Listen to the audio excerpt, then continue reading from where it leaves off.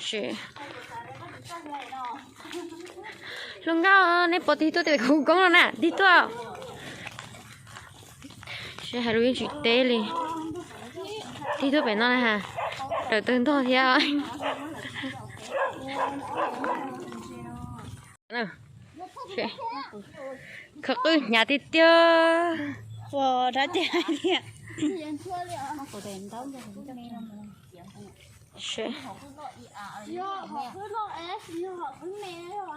Lên đừng có đi tiêu nha. Mà có lũ lũ thay đũa hả? Thay quả khá hả? Im phải mà thay mà. Sớ lại khắc ư vậy nè. Mà cứ thiệt. Không có ta cái nương ta chỉ sát thay à? Ăn đi. Siêu, cái tụi nói tôi khắc cái chuyện nào cũng có tiêu, là hay ha,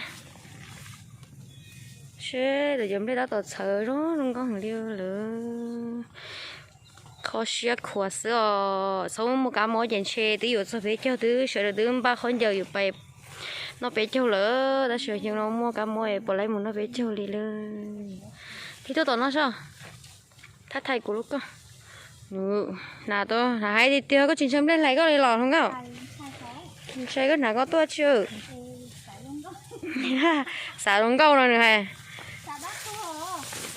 xả đúng câu này nữa thì đi nào nó tôi ô chơi đúng câu thì tiêu đi lo mà hả sao mà con đĩa chuyện nó thế nào con đi bồng đây siêu con đi bồng nó thôi sẽ liều khó cứ giờ nó ơi chậu bé bay sẽ rồi đi cha ta chỉ mà kể tí tí ấy trên nên chỉ bỏ là khó cứ liều khó cứ nhà tí tí tao li liều bây giờ hòn bể họ tụi nó thì ấy sẽ là được bỏ cứ tàu phơi là chúng đây nhà đi tí sao cho bấm đây chúng ta quá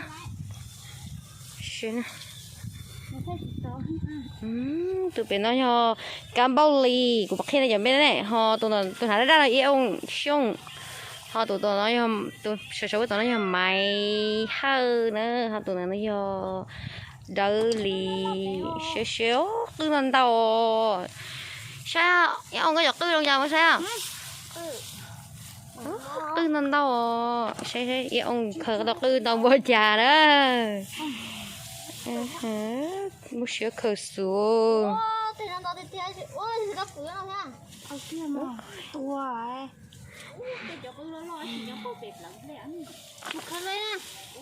Ra kia một khờ rồi. Sẽ giật cứ à. Đỡ đi một cái giật cứ sao. Ô sẽ từ đầu theo lưu rồi nha.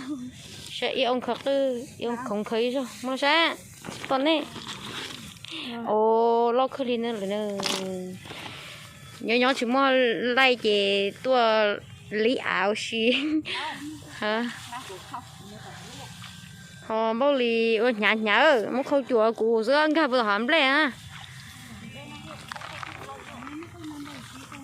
nước bỏ nước còn nói bây giờ là nó quá cho nó bây chỉ lo mà thì là tổ lắm mà em cũng chỉ khơi của tôi thay lại xí xéo nên nó nhỏ nhà tí tiêu họ bao lì chè bù bể nô để đỡ bể nô sợ tôi thấy ha ôi yo hay xưa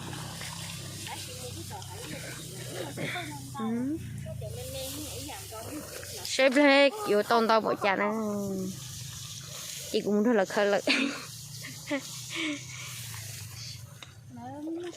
đứa khờ cứ ta lo sao chuyện là nó mà đi chỗ này xây tao bỏ trả nu hai sữa tao cứ thế nào đi nào xí